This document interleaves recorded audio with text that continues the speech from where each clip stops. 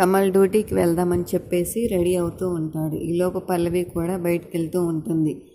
కమల్ చూసి హలో ఇట్రా అని పల్లవినైతే పిలుస్తాడు. పల్లవి వచ్చి ఏంటి అని అడుగుతుంది. ఎక్కడికి ఇంత ఉదయాన్నే పొద్దున్నే ఎక్కడికి బయలుదేరి వెళ్తున్నావు అని పల్లవినైతే అడుగుతాడు. పల్లవి అయితే మా డాడ్ వాళ్ళ ఇంటికి వెళ్తున్నాను అని అంటుంది.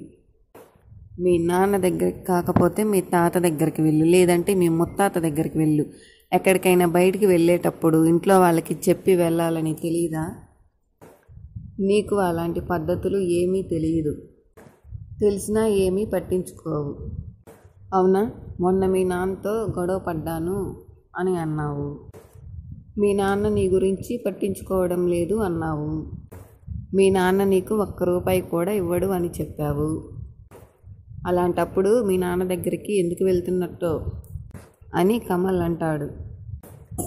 మా డాడ్తో గొడవ పడ్డాను అని చెప్పాను, కానీ మా డాడీకి నాకు ఏ సంబంధం లేదని నేను చెప్పలేదే. మా ఫ్రెండ్స్ నన్ను కరెంటు పని చేసుకునే వాడి పెళ్ళాన్ని అంటుంటే నాకు చాలా సిగ్గుగా ఉంది. నేను చక్రధర్ కూతుర్ని అని పల్లవి అంటుంది. ఆ మాట అవని అమ్మగారైతే వింటారు. విని తన మనసులో ఇలా అనుకుంటారు, పల్లవి చక్రధర్ కూతురా? పల్లవి నాన్న పేరు చక్రధర అని ఆలోచిస్తూ ఉంటుంది. మా నాన్న చక్రధర్ హోందాకి తగినట్టుగా ఉండడం నాకు చాలా ఇష్టం. నేను చక్రధర్ కూతురులాగే ఉండాలనుకుంటున్నాను. అందుకే నాకు ఖర్చులకి డబ్బు కావాలని నిన్ను అడిగే అవసరం లేకుండా మా వాళ్ళని అడిగి తెచ్చుకుందామని వెళ్తున్నాను అని పల్లవి అంటుంది. వెళ్ళు, పౌరుషం అంటే ఇలా ఉండాలి. మీ నాన్న Chakradhar the great business man కదా. వెళ్ళి మీ నాన్న ఇచ్చే కట్టల మూటలు తెచ్చుకొని ఎంజాయ్ చెయ్యి. నాకు తెలిసి మీ నాన్న నీకు ₹100 కూడా ఇవ్వడు. అదే జరిగితే మళ్ళీ మీ ఇంటి నుంచి మా ఇంటికి రావడానికి ఖర్చులకు డబ్బులు లేకపోతే నాకు ఒక ఫోన్ చెయ్యి, నేను ఆన్లైన్ పేమెంట్ చేస్తాను అని కమల్ అంటాడు. పల్లవి వెళ్ళిపోతుంది. కమల్ కూడా వాళ్ళ వదిన నేను డ్యూటీకి వెళ్తున్నానని చెప్పేసి వెళ్ళిపోతాడు. మీనాక్షి గారు ఆలోచిస్తూ ఉంటారు. పల్లవి వాళ్ళ నాన్న పేరు చక్రధర్ అని చెప్పింది. కమల్ వాళ్ళ నాన్న ది గ్రేట్ బిజినెస్ మ్యాన్ అని అన్నాడు. అంటే నా భర్త చక్రధర్, పల్లవి వాళ్ళ నాన్న చక్రధర్ ఇద్దరు ఒకటేనా అని ఆలోచిస్తూ ఉంటుంది. ఈలోపు అవని వచ్చి అమ్మ అని అంటుంది.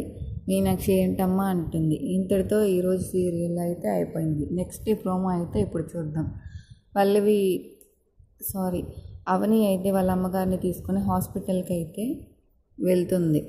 అక్కడ అవని వాళ్ళ అమ్మగారిని అయితే థియేటర్లో పడుకొని పెడతారు. అక్కడికి చక్రధర్ అయితే వస్తాడు. చక్రధర్ వచ్చి మీనాక్షి మొహం మీద పిల్ల అయితే పెట్టి చంపాలని అయితే అనుకుంటాడు. మీనాక్షి గారు అయితే నన్నేం చేయొద్దు అని అంటూ ఉంటారు. ఈలోపు అవని అయితే వస్తుంది. అవని అయితే వచ్చి చూస్తుంది. షాక్ అయ్యి వదులు అని చక్రధర్ని అయితే చేయి పట్టుకొని లాగుతుంది. అయినా తనైతే విడిచిపెట్టడనమాట.